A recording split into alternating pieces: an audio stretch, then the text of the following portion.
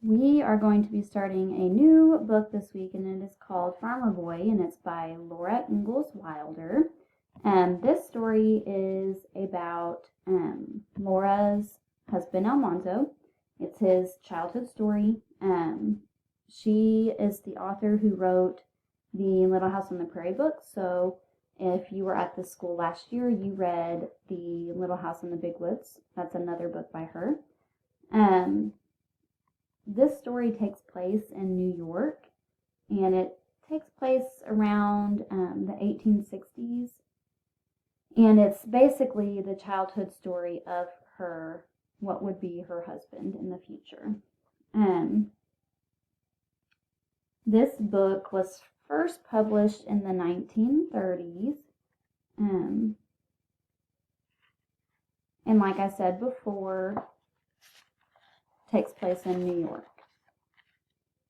Okay, so if you open the book, you see a little bit of illustrations. It's written by Laura Ingalls Wilder, and it's illustrated by Garth Williams. Okay, we've got our table of contents. This shows us all the chapters and what pages they start on. Okay, and here's the publication information. It says first published in 1933.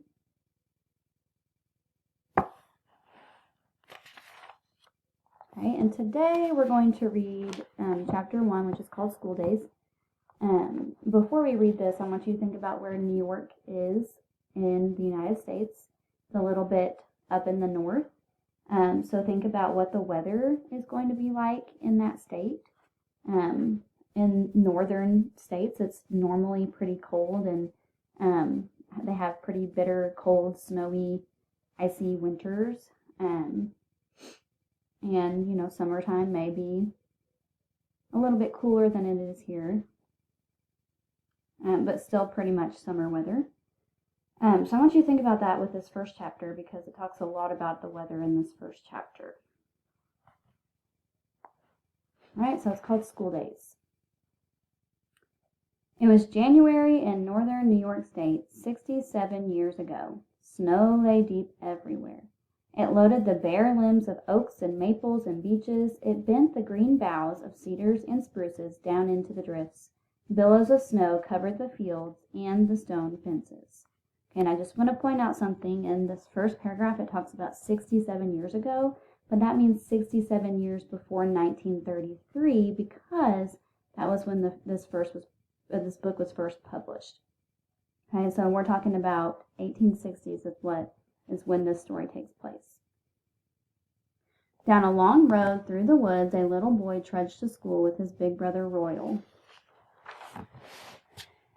and his two sisters, Eliza Jane and Alice. Royal was 13 years old, Eliza Jane was 12, and Alice was 10. Almanzo was the youngest of all, and this was his first going to school because he was not quite 9 years old. He had to walk fast to keep up with the others, and he had to carry the dinner pail. Royal ought to carry it, he said. He's bigger than I be. Royal strode ahead, big and manly in boots, and Eliza Jane said, "No, Manzo, it's your turn to carry it now, because you're the littlest." Eliza Jane was bossy. She always knew what was best to do, and she made Almanzo and Alice do it. Almanzo hurried behind Royal, and Alice hurried behind Eliza Jane in the deep paths made by bobsled runners. On each side the soft snow was piled high. The road went down a long slope, then it crossed a little bridge and went on for a mile through the frozen woods to the schoolhouse. The cold nipped Almanzo's eyelids and numbed his nose. But inside his good woolen clothes he was warm. They were all made from the wool of his father's sheep. His underwear was creamy white, but his mother had dyed the wool for his outside clothes. Butternut holes had dyed the thread for his coat and his long trousers. Then mother had woven it, and she had soaked and shrunk the cloth into heavy, thick, full cloth. Not wind nor cold nor even a drenching rain could go through the good, full cloth that mother made. For Almanzo's waist she had dyed fine wool as red as cherry, and she had woven a soft, thin cloth. It was light and warm and beautifully red. Almanzo's long brown pants buttoned to his red waist with a row of bright brass buttons all around his middle. The waist collar buttoned snugly up to his chin, and so did his long coat of brown full cloth. Mother had made his cap of the same brown full cloth, with cozy ear flaps that tied under his chin, and his red mittens were on a string that went up the sleeves of his coat and across the back of his neck. That was so he couldn't lose them. He wore one pair of socks pulled snug over the legs of his underdrawers and another pair outside the legs of his long brown pants, and he wore moccasins. They were exactly like the moccasins that Indians wore. Girls tied heavy veils over their faces when they went out in winter, but Almanzo was a boy and his face was out in the frosty air.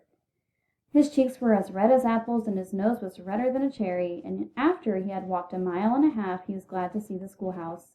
It stood lonely in the frozen woods at the foot of Hardscrabble Hill. Smoke was rising from the chimney, and the teacher had shoveled a path through the snowdrifts to the door. 5 big boys were scuffling in the deep snow by the path. Almanzo was frightened when he saw them. Royal pretended not to be afraid, but he was. They were the big boys from Hardscrabble Settlement, and everybody was afraid of them. They smashed little boys' sleds for fun. They'd catch a little boy and swing him by his legs, then let him go head first into the deep snow. Sometimes they made 2 little boys fight each other. The little boys didn't want to fight and begged to be let off. These big boys were 16 or 17 years old, and they came to school only in the middle of the winter term.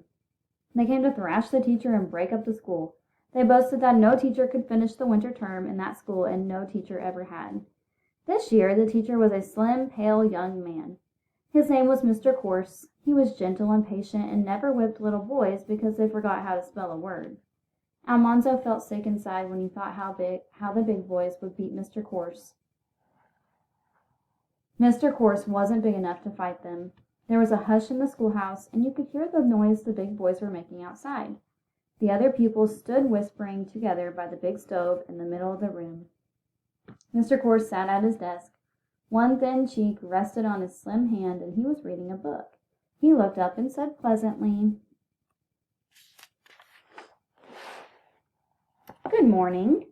Royal and Eliza Jane and Alice answered him politely, but Almanzo did not say anything. He stood by the desk looking at Mr. Course. Mr. Course smiled at him and said, "Do you know I'm going home with you tonight?" Almanzo was too troubled to answer. "Yes," Mr. Course said, "it's your father's turn." Every family in the district boarded the teacher for 2 weeks. He went from farm to farm till he had stayed 2 weeks at each one, then he closed school for that term. When he said this, Mr. Course rapped on his desk with his ruler. It was time for school to begin. All the boys and girls went to their seats. The girls sat on the left side of the room, and the boys sat on the right side with the big stove and wood box in the middle between them. The big ones sat in the back seats, the middle-sized ones in the middle seats, and the little ones in the front seats. All the seats were the same size. The big boys could hardly get their knees under their desk, and the little boys couldn't rest their feet on the floor. Almanzo and Miles Lewis were the primer class, so they sat on the very front seat, and they had no desk. They had to hold their primers in their hands. Then Mr. Course went to the window and tapped on it. The big boys clattered into the entry, jeering and loudly laughing. Okay, there's a picture of the classroom. You can see the older kids in the back, the younger kids in the front. They burst the door open with a big noise and swaggered in. Big Bill Ritchie was their leader. He was almost as big as Almanzo's father. His fists were as big as Almanzo's father's fists. He stamped the snow from his feet and noisily tramped to a back seat. The 4 other boys made all the noise they could, too. Mr. Course did not say anything. No whispering was permitted in school, and no fidgeting. Everyone must be perfectly still and keep his eyes fixed on his lesson. Almanzo and Miles held up their primers and tried not to swing their legs. Their legs grew so tired that they ached, dangling from the edge of the seat. Sometimes one leg would kick suddenly before Almanzo could stop it. Then he tried to pretend that nothing had happened, but he could feel Mr. Course looking at him. In the back seats, the big boys whispered and scuffled and slammed their books. Mr. Course said sternly, "A little less disturbance, please." For a minute they were quiet, then they began again. They wanted Mr. Course to try to punish them. When he did, all 5 of them would jump on him. At last the primer class was called, and Almanzo could slide off the seat and walk with Miles to the teacher's desk. Mr. Course took Almanzo's primer and gave them words to spell. When Royal had been in the primer class, he had often come home at night with his hands stiff and swollen. The teacher had beaten the palm with a ruler because Royal did not know his lesson. Then Father said, "If the teacher has to thrash you again, Royal, I'll give you a thrashing you'll remember." But Mr. Quartz never beat a little boy's hand with his ruler. When Almanzo could not spell a word, Mr. Quartz said, "Stay in at recess and learn it."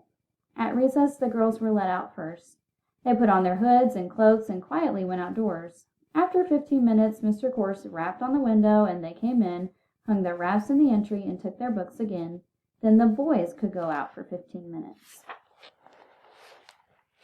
They rushed out shouting into the cold. The first out began snowballing the others. All that had sleds scrambled up Hardscrabble Hill. They flung themselves stomach down on the sleds and swooped down the long steep slope. They upset into the snow. They ran and wrestled and threw snowballs and washed one another's faces with snow, and all the time they yelled as loud as they could. When Almanzo had to stay in at his seat at recess, he was ashamed because he was kept in the room with girls. At noontime, everyone was allowed to move about the schoolroom and talk quietly. Eliza Jane opened the dinner pail on her desk. It held bread and butter and sausage, donuts and apples, and 4 delicious apple turnovers, their plump crust filled with melting slices of apple and spicy brown juice. After Almanzo had eaten every crumb of his turnover and licked his fingers, he took a drink of water from the pail with a dipper in it on a bench in the corner. Then he put on his cap and coat and mittens and went out to play. The sun was shining almost overhead. All the snow was a dazzle of sparkles, and the wood haulers were coming down Hardscrabble Hill. High on the bobsleds piled with logs, the men cracked their whips and shouted to their horses, and the horses shook jingles from their string of bells. All the boys ran shouting to fasten their sleds to the bobsleds' runners, and boys who had not brought their sleds climbed up and rode on the loads of wood. They went merrily past the schoolhouse and down the road. Snowballs were flying thick. Up on the loads, the boys wrestled, pushing each other off into the deep drifts. Almanzo and Miles rode shouting on Miles's sled. It did not seem a minute since they left the schoolhouse, but it took much longer to go back. First they walked, then they trotted, then they ran, panting. They were afraid they'd be late. Then they knew they were late. Mr. Quartz would whip them all. The schoolhouse stood silent. They did not want to go in, but they had to. They stole in quietly. Mr. Quartz sat at his desk, and all the girls were in their places, pretending to study. On the boys' side of the room, every seat was empty. Almanzo crept to his seat in the dreadful silence. He held up his primer and tried not to breathe so loud. Mr. Quartz did not say anything. Bill Ritchie and the other big boys didn't care. They made all the noise they could, going to their seats. Mr. Quartz waited until they were quiet. Then he said, "I will overlook your tardiness this one time, but do not let it happen again." Everybody knew the big boys would be tardy again. Mr. Quartz could not punish them because they could thrash him, and that was what they meant to do.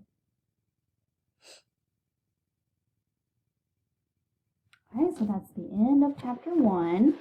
So let's think about it a little bit. At the end of that chapter, the Hardscrabble boys are late, but Mr. Quartz chooses not to punish them even though they are tardy. Why do you think that is? Okay, could be because he does not want the Hardscrabble boys to bash him, like it said in the chapter. That might be the reason why. Another thing I want you to think about is the seating arrangement in the classroom. Okay, I talked a little bit about that. What do you think is the purpose of this arrangement? I have the little kids in the front, middle-sized kids in the middle, and then the bigger kids in the back. Kind of makes me think that the reason it's like that is so everybody can see. If the big kids were in the front, the little kids wouldn't be able to see, so they have to have those little kids in the front. All right, next time we will read chapter 2. Do not forget to answer your questions on Bright Thinker, and I will see you next time.